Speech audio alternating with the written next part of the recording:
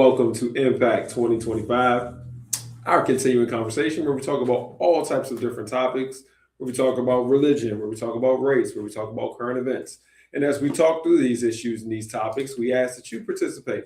Feel free to type your comments and your questions into the comment section. So if you're on Facebook, you're on YouTube, whatever it may be, go ahead and type your comments in the comment section and we will address them. Pull them up on the screen. So if you agree, you disagree, you just have something that you want to say, put it out there. Like to let people know what other things we have going on. On Thursdays, we have Thursday Thirst. That's our weekly Bible study. Please join us. That's at 7 o'clock. That's on Facebook and YouTube. On Sundays at 10 o'clock, that's Eastern Standard Time. We have a time of worship, so worship service. And that's at 10 o'clock in person, as well as YouTube and Facebook. And then at 7 o'clock on Tuesdays, we have a time of prayer. So everybody in the ministry is praying. Not from the whole time from 7 to 7:45, but anytime in between there. If you're going to pray, you're praying with the ministry. And then, of course, 8 o'clock, Impact 2025. Just as a reminder, if you don't know, this is the end of the year. Just December 30th, as this is December 30th, so we only have a day left. And, a lot of people making their plans and doing all these different things towards the end of the year. One of the important parts of what we're talking about one of the important parts of what we're talking about is the changes that happen in the beginning of the year. There are a lot of people who just try to make up changes, like I'm going to do a New Year's resolution and things like that. And those are nice. Those are impactful. People's lives, they feel like they're going to exercise starting at the beginning of the year, or they're going to give up something starting at the beginning of the year. Give up a bad habit or start a good habit or whatever. Those things are nice. Those are personal goals, and they personally affect you. However, there are some significant things that go on at the beginning of the year when new laws come into effect and new regulations come into effect. And with those, you have to watch and kind of see what's going on. One of the new laws and new regulations that's coming into effect is through the SNAP program. And if you know, the SNAP program is the program that helps people to get food from the federal government. And so the SNAP program has been changed to where they're trying to, I guess, the logic is to make people healthier. And so what they've done is, with the SNAP program, they've said that a lot of sugary things like candy can no longer be purchased. Sodas can no longer be purchased. And some other items, that people enjoy can no longer be purchased. And the logic there is, hey, let's get people to be healthier. Let's get people, and especially the children that they're providing for in these families from the SNAP resources to, let's get them to be able to make healthier food choices for their children. Now, realistically, when we look at that, it sounds good. I mean, it does. It sounds nice, like you really care about the kids. And I'm pretty sure that the people who instituted this, maybe, that was their thought process, to have significant caring for the kids. However, if you know what's going on out here, you know that the price of food has gone up. Not just, the prices have been inflated, but it's also the thing we call shrinkflation. And so it's not that the price of your products has gone up, it's the amount of products that you get at that price has gone down. So for example, if you had a box of Pop-Tarts and there were 10 Pop-Tarts and you used to get them for whatever, let's say $5, you will still pay $5, but instead of getting 10 Pop-Tarts in that box, magically it's only 8. And that is the process of shrinkflation, which we have talked about before. And so, as we know, the price of goods, especially vegetables and a lot of vegetables that come from other countries, has gone up. Food that's here, beef, the price of beef has gone crazy. But then just regular manufactured products, cereals and all this kind of stuff, canned goods, everything has gone up. And a lot of those have gone up significantly. And so you have the price of goods going up, and then now you have this new restriction. And the question would be, all right, that's not a big deal. People just eat healthier. Sometimes it's cheaper to eat healthier, you would think. But if you've gone to the grocery store, you know, like I know, it's not. You know, Whole Foods and uh, these fancy. I'm trying to think of other fancy one. I can't think of what it is. Like Elder Thomas or Thomas something. Anyway, these fancy stores that sell a lot of fresh food cost a lot more. And it also costs more to do fresh food in the sense of you have to constantly, if you want to do fresh foods, if you want to do vegetables and you want to eat things like that, you have to constantly go to the grocery store because they don't keep. It's not like you can buy a box of something and you just sit it in the pantry, and then when it's time to eat it, you eat it. If you buy fresh food, you better eat it that day, or you better eat it the next day because it's going to spoil. It's going to go bad. It's not preserved. And so when you're looking at those things, it's you have to consider, all right, well, it's great to eat healthy. It's great to eat healthy, but those stores that sell healthier foods cost more, significantly more. I don't shop there because I don't have that kind of money to be putting on food. So I get healthy food, but not the not the high end Whole Foods type foods. But also, it takes more time, significantly more time. And it's one of the comments. There was a time when you can get half a gallon of ice cream. Now it's quarts that you get. Yeah, that's they do. They change it up. You're doing a half a gallon, and you're doing a quart, and you're doing a pint, and they change up the math. They change up what you're getting, and then they'll even do things like say, well, it's approximately, this, and so but. That's what we know. We know that the price of goods is going up. And so the thing is this: as much as we want to dictate what people want to do and say, well, you need to do healthier and things like that, the problem is if I am someone who has a limited budget, I need to get what can stretch and what can survive. And sometimes the healthiest foods, still healthy foods, a nice healthy meal, but the healthiest meals aren't always the meals that will be able to provide for the family. It's nice to sit back and say, well, you should cook a nice fresh meal every day. But when you're working a job and maybe working multiple jobs, or maybe you're running and your time of your job, if your job is at night and your kids come home at a certain time and your times don't match up, you have to be able to provide what you can provide when you can provide. And the problem with dictating, I think, exactly what sugars and what and sodas and different things like that people can drink and eat. The problem with that is that we don't have consideration for people's individual situations. Here's a good example. They'll be like, all right, they don't need to drink soda. They need to drink water. You're right. Water would be good. However, the water that comes out of, if you're living in a certain area, I was talking to a gentleman the other day. He was saying he doesn't trust the water that comes out of his pipes. I don't either. And he said, by the time you find out from the city or the county that there's an issue with the pipes, you've already been drinking the water for weeks, months, years. He said that his water turned brown. And then he said it was about a month later that he got a notification that there was something wrong with the water. So he stopped, he doesn't drink the water anyway, but he stopped really using the water when it turned brown. But if it wasn't a coloration issue and it was something else, he would have been drinking the water and going along way before it was time for the municipality to send out information and say, hey, stop drinking the water. We all remember what happened in Ferguson with the water up there. I'm sorry, not Ferguson, Flint, Michigan, with the water, where they had contaminated water and people had to drink bottled water. And so you sit back and you say, well, they should drink water. But if you don't trust your pipes, what are your kids going to drink? And some of the cheapest things are, unfortunately, the cheapest things for them to drink are some of the sugary goods, some of the sugary sodas.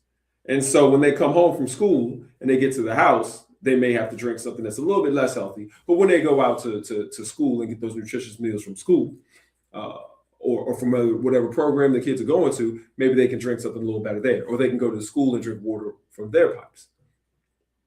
But when we sit back and we look at soda is actually, in many cases, soda is the cheapest drink you can get. In some cases, it's cheaper than water.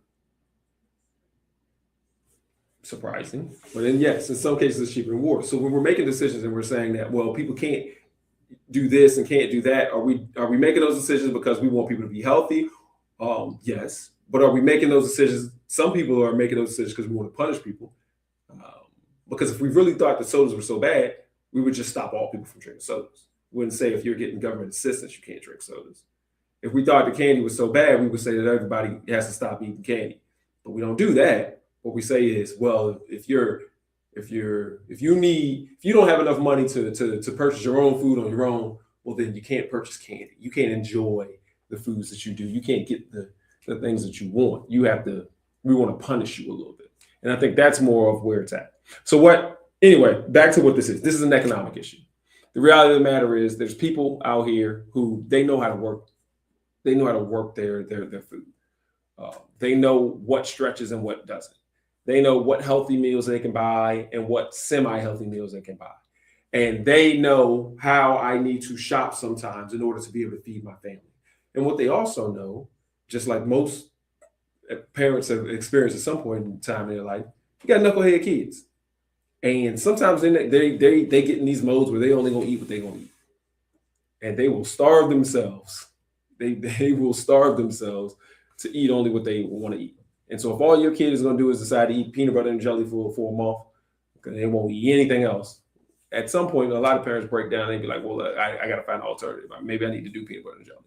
Now, is that a sugary good that's not going to be on there? Because jelly definitely is sugary. And many peanut butters are as well. Are you going to force parents to buy products with less sugar in it so that now they're going to have to struggle with their kids to get them to eat? Well, I could have got the peanut butter with a little bit more sugar in it, cinnamon flavored or honey flavored or something like that with a little bit more sugar content. And now I can't get that. And I now have to struggle with my child eating. So what I think it is, sometimes we sit back and we have people who don't have. We have people who have needs. And what we want to do is put an extra burden on them. Strings attached to the support that we give. And I think in this situation, with this new law that's coming in, with people with SNAP benefits, I think the majority of it is we want to punish people. I think there's a little bit of it of we want to, consider their health.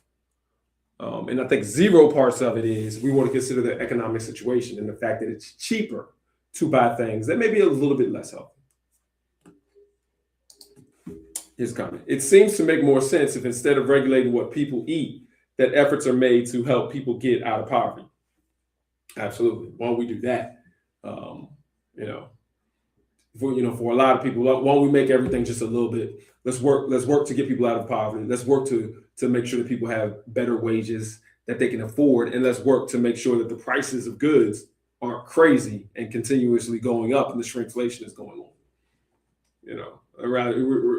I think we're fighting the wrong fight, trying to dictate the wrong thing. And again, I really think it's people who are just trying to punish. But I think that's the most important issue. It does make a lot more sense instead of trying to regulate what's going on to help people to be able to afford to eat, to be able to afford food. A lot of people who are on SNAP, a lot of them are working people who just don't have the additional resources to be able to afford to live and eat. And so because of that, because of the way we've set it up as society, we have to supplement that. Now let's be real. If I have a limited amount of resources, I'm going to eat the stuff that's going to get me through and provide me for the whole month. For example, think about when you were young, or, I don't know, whoever was listening, when you were young and you were first starting out, whether you just got out of high school, went out and was on your own for the first time, you were in college, you were working, wherever. What were people eating? Ramen noodles. Not nutritious at all. Why are you eating ramen noodles? Because it's cheap and it can get through. What else they're eating? Pizzas. The pizzas you can just throw in the oven. Not even the good ones. You're not getting DiGiorno. You're getting the cheapest pizzas, like a $2 or $3 pizza that you can just pop in there and it can get you through. Why? Because you don't have a lot of money, a lot of resources. Those aren't the healthiest meals, but they also aren't, terrible. They have a little bit of high sodium. They got a little bit more sugar, but you're getting the meals that, that's going to stretch. What are you drinking? Are you drinking juice? You're drinking apple juice and grape juice? No, you're drinking Kool-Aid, Flavor Aid, powdered drink. Why? Because those stretch and they get you through. You got a little bit more money, you can make iced tea. But then you got to buy the tea and the sugar and do all this other stuff. And sometimes it doesn't always work out. When you don't have a lot, you figure out ways to make it through. You're eating beans and hot dogs. Huh? You're doing the stuff like that in order to make it through. And so what we're saying now is, and the challenge that we're putting out here is by changing the laws and changing the rules and trying to tell people that, you can't eat this and you can't eat that because this isn't the healthiest option, is what you're saying is the things that have been able to get me through, where now I'm able to make it for the whole month. Maybe I can stretch it. I can make, as the saying goes, I can make miracles every Thanksgiving. You can't. We're dictating what you can do, and we're making it harder to do those things. Not that it's impossible, not that we knocked it all out, but as a society, we've decided to make it harder to do those things. And why? Why do we do that? If you're already down and to the point where you need assistance, why do I need to make it harder on you? Another comment.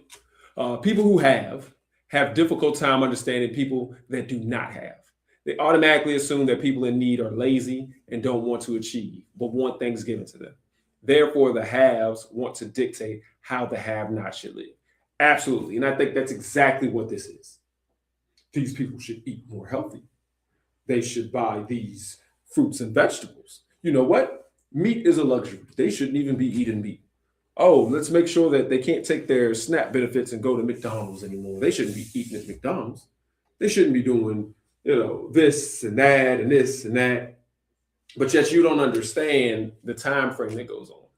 You don't understand that actually there are different times during the course of the years where fast food is actually cheaper than going to the store and purchasing and making food.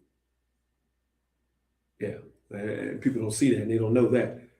It's cheaper to go to these restaurants and get fast food. And it doesn't have to be bad. They have plenty of healthy options at these places, but yet they want to dictate and they want to say, well, we want to take out a lot of these, their opportunities to go to these stores. And so I think this is right there. People who have a difficult time understanding that you don't have a lot of time, especially if you're sitting here and you're a working parent with kids or just a working individual, period, that sometimes you don't have time to sit down and cook and make a meal. Or maybe you live in a hotel and you don't have a kitchen and you can't be buying all of this stuff. Or maybe you live in a rooming house or you don't have facilities to be able to make all of these different meals. Again, you don't trust your pipes and you don't have the water to be doing certain things. People don't understand that it's different for different folk. And this comment hits right on there. The haves have a difficult time understanding what people who, what people who don't have need. And instead of asking them, instead of, trusting in a lot of situations that they'll be able to do what they need to do, we decided we want to dictate it. Yeah, there's a lot of reasons on the other side. I understand people will be like, yeah, but we have an epidemic. We got a lot of people who are grossly overweight. We have diabetes. We have, diabetes with children. We have a lot of overweight children, unhealthy. I get it, and I get I get that. But I don't think me personally, and y'all can tell me if I'm wrong. I don't think that the effort should be towards dictating exactly what people do. We can encourage them to do other things. Hey, let's have some cooking classes. Let's show you some ways to do some healthy meals and some healthy foods that are going to be inexpensive and that may last a little longer. That it will be quick, that you can do if your time is tight. Let's show some different ways, encourage some different ways, but not dictate different ways. Let's switch it a little bit. As a church, as people of God, as people, we talk about people of God. We talk about people who are trying to be moral, people who are trying to care about our neighbors and other things like that. It's less for us. I think it's less of dictating how we help people. It never, You ask and you shall receive, not ask and we'll think about what we think is best for you and then we'll give you that. And sometimes we want to do that. Sometimes we try to do that a little too much. I think there are moments when you kind of manipulate the situation where somebody says, "Yeah, I need this," and you say, "Well, I don't have that. I can give you something different." But putting a lot of stipulations on your help sometimes isn't the right thing to do. Sometimes it is, but sometimes it isn't the right thing to do. And I think that is one of the things that we have to think about. Um, you know, the more we go through life and the more we deal with other people is, am I trying to control you? Am I trying to put stipulations on the help that I get? I'll say this. I remember when I was young, and I've probably given this example before because I say it from time to time. When I was young, I was in school. Um, I did a lot of mission projects, and one of the things about the mission projects that I did, and I did it with the Methodist Church, I want to say. One of the things that I liked about the mission projects that we did is that when we went to two different places, whether it be in the United States or it would be a different country, what we did was we went to people and asked what they needed. Or we didn't even go until the people asked or told us what they needed. So in one situation, we went to it was a Christian population that lived in the mountains. They were indigenous population, and they wanted us to provide them with trees. And the reason was because what was happening was that the community had come in and cut down all the trees, and there was a lot of erosion going on because they lived in the mountains. And what they did was it eroded away the plants. And those are the plants they use for medicine. Those are the plants they use for food. Those are the plants, what they did. And so what they wanted was trees.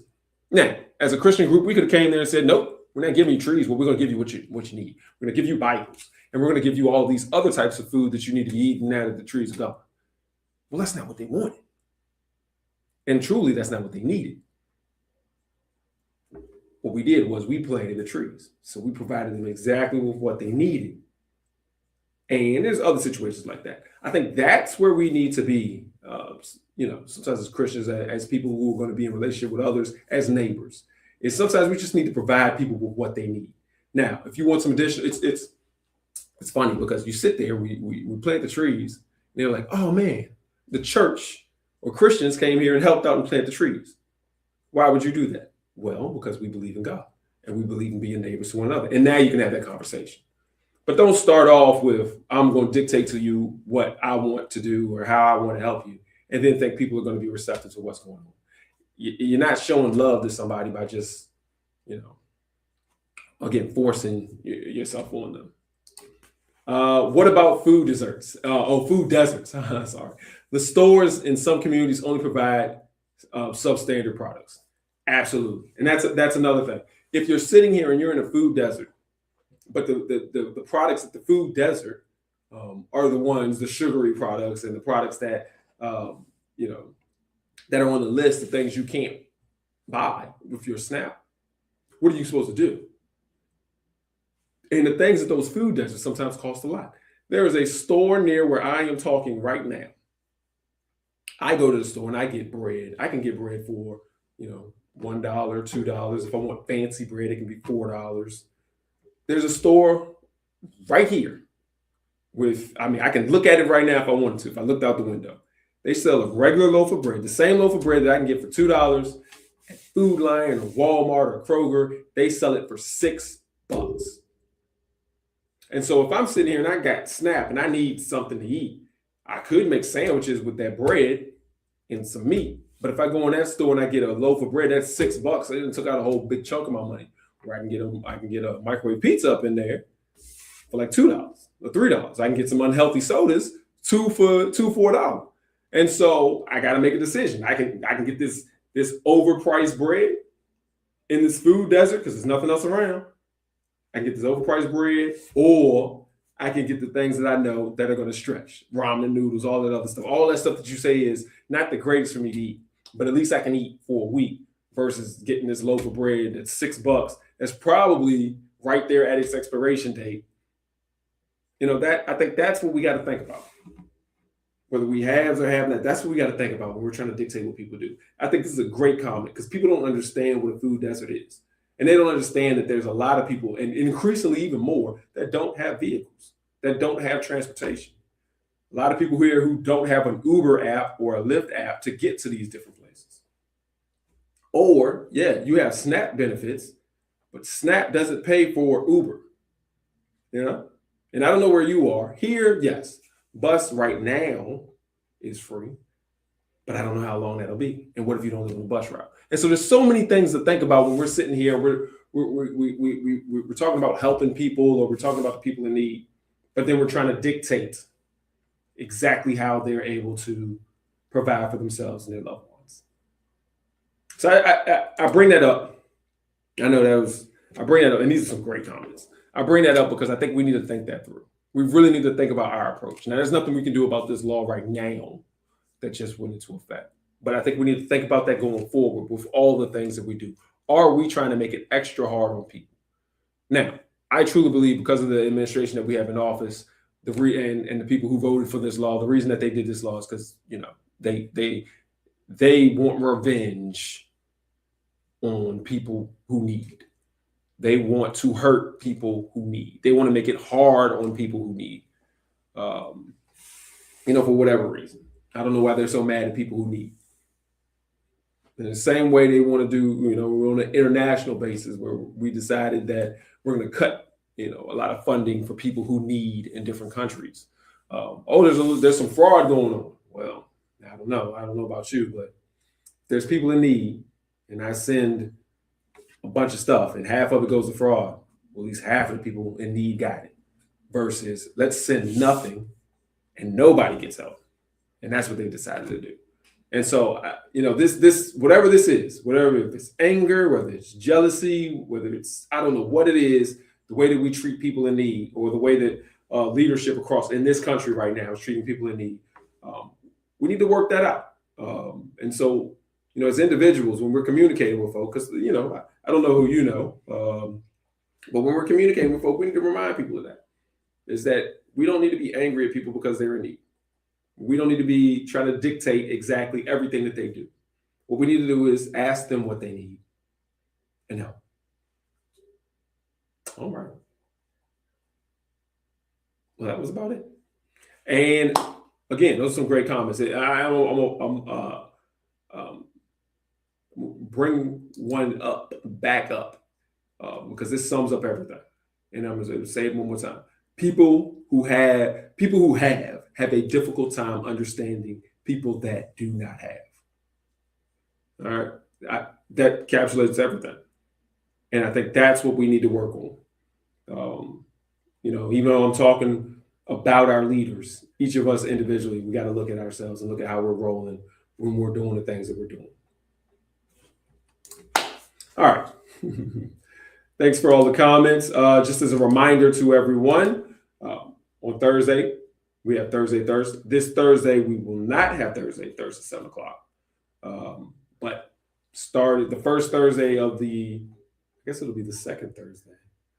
Well, starting in 2026, we will have Thursday. So join us at 7 o'clock, Facebook and YouTube. 10 o'clock on Sundays, Eastern Standard Time. I like to remind people because we have people all over the place looking. We do have worship service, a great time. And if you are in the area, the address is on the screen. Please join us. As they say, it's better in person. On Tuesdays at 7 o'clock, we have a time of prayer from 7 to 7:45. Please put up a prayer sometime in between there. Pray with others. Let's pray together. And then, of course, at 8 o'clock, we have Impact 2025. And so thank you. Thank you for joining us. And then the next time you will join us will be in the new year. So for everyone out there, have a safe new year. Have a happy new year. Hope you had a Merry Christmas and happy holidays. And let's get back at it in this 2026. All right. So everyone, have a good one and join us again.